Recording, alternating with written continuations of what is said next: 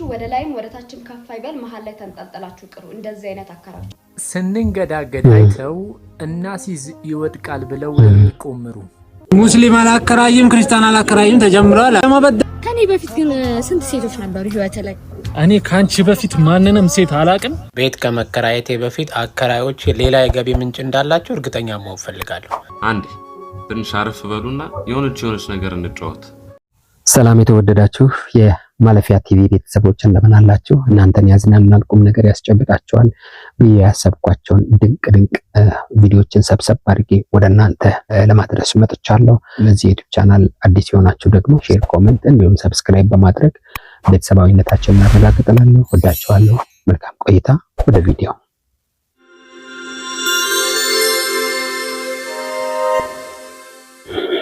ህይወታችሁ ወደ ላይም ወደ ታችም ከፍ አይበል መሃል ላይ ተንጠልጥላችሁ ቅሩ እንደዚህ አይነት አከራጭ አሁን ደግሞ መንግስት እንትን አወጣ ቤቴ ሊኖርበት ነውና ልቀቁ ማለት ፋሽን አረጋች በዚህ ላይ ደግሞ ከውጭ የሚመጣ ዘመድ አበዛዙ የዘመድማ ከውጭ ቢኖራችሁ እኮ ማለት ነው ለማኝ አትሆኑም ነበር የሰው ህይወት ላይ ቁማር አትጫወቱም ነበር አሁን ሊኖርበት ነው ብላችሁ ሌላ ሰው አታስገቡም ነበር አንድ ሰው ነው አውጣ ስትሉት ብዙ ነገር ማአት ነው የዛ ቤት ላይ የምታመጡትና ያ ማአት እግዚአብሔር ቤታችሁ ያስገባ የነዛን ጭንቀት እግዚአብሔር ቤታችሁ እጥፍ አድርጎ ያስገባላችሁ አንድ ሰው ውጡ ስትሉት ልጁ ትምህርት ቤት እዚህ ተላምዷል ሁለተኛ ቤት የሚከራዩበት እንኳን ቢኖራቸው እቃ የሚያጓጉዙበት የላችሁ በእናንተ ምክንያት ደግሞ ሰው እግዚአብሔርን እንዲክድ እያረጋችሁ ነው ሰው ሲማረር ሰው ሲከፋው ግራ ሲገባ ፈመዳኒ ዓለም እግዚአብሔር አንተ የለህም ለሀብታም እንጂ ለደሃ ሰራም ብሎ በእናንተ ምክንያት አንድ ሰው የፈጠረን አምላክ ማማረር ማለት ትልቁ ኃጢአት ነው ስለዚህ አድቡ ስነ ስርዓታችሁን ያዙ እግዚአብሔር ማአት እንዳያወርድባችሁ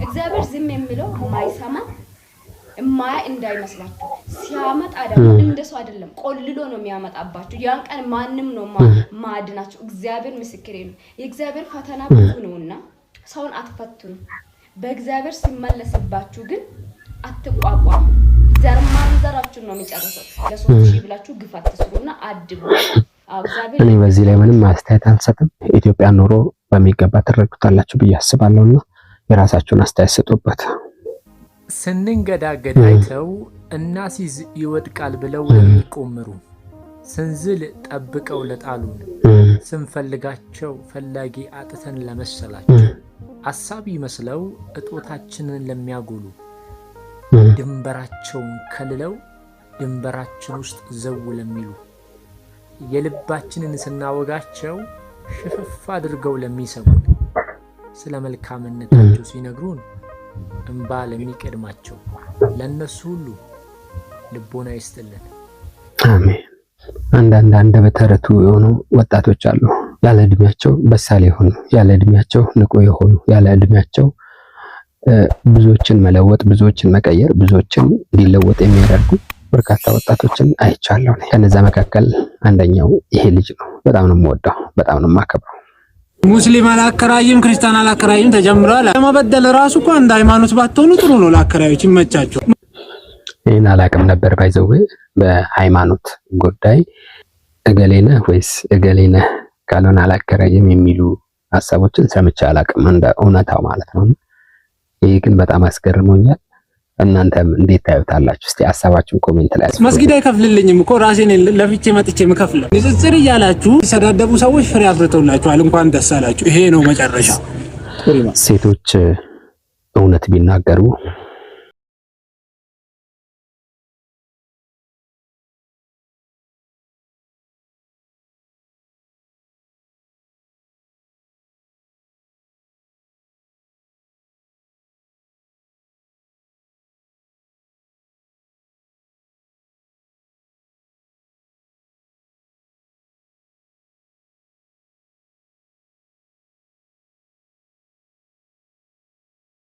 ናቲ ጋሽ ከቤ ዳንኤል መስገን ተፈራ ተዘራ ተከስተ አበራ አለም አቤት ቅር እንዳይልግንሽ አሌክስ ሹፌሩ አሌክስ ደላላው አሌክስ ተማሪው ቢኒያም ድርየው ቢኒያም የኛ ሰፈሩ ሀብቴ ብስራትን ታውቀዋለህ መሰለኝ ብስራት ፈንታው ሚኪያስ ተራ አስከባሪው ሚኪያስ ሐዋሳ ሚኪያስ የድሬው ማለት ያላስተዋወስኳችሁ ማለት በቃ እነዚህ ከሙታን ነው እንጂ እኮ የቀረሽ ሰው እኮ ጨረሰሻል።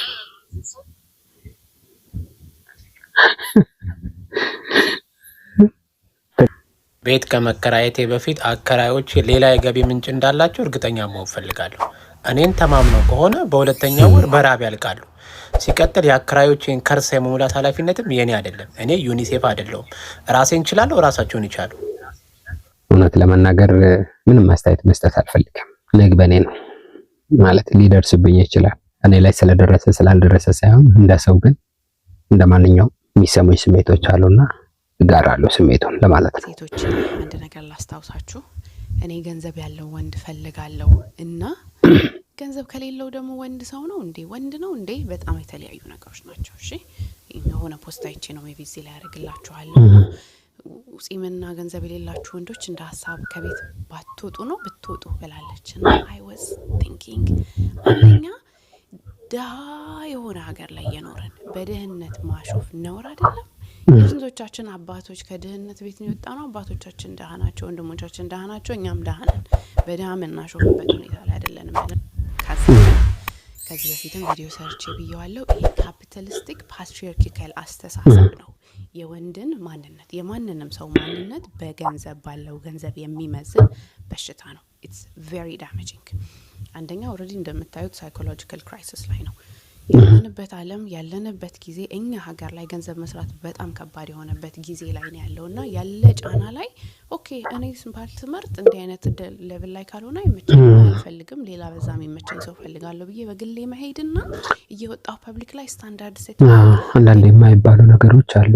ፐብሊክ ላይ የሚወጣን የሰው ሞራል መንካት፣ ህልም ላለው ሰው፣ ራዕይ ላለው ሰው፣ ፍላጎት ላለው ሰው፣ እቅድ ላለው ሰው እንቅፋት መሆን ነውና ሳይኮሎጂካሊም ደግሞ ተጽዕኖ መፍጠር ነው። ያ ባይሆን ጥሩ ነው፣ ይመከራል ብዬ አስባለሁ። አይነት ወንድ ካልሆነ ወንድ አይደለም። እንዲህ ካልሆነ ማን እንደሚከበር ማን ቦታ እንደሚሰጠው ምን አይነት ወንድ ተቀባይነት እንዳለው ሴት ታረጉና ከዛ ሄዶ ምን ቢያረግ ሊገርማችሁ ነው። ኖ ኦልሬዲ ምንም አርጎ ምን ይሁን ሀብታም ወንድ ነው ወንድ የሆነው ብላችሁ ሰውነቱ ከገንዘብ ጋር ያያዛችሁት በኋላ ሴቶች ብቻ አይደለንም ወንዶችም ያደርጉታል ይሄን ነገር።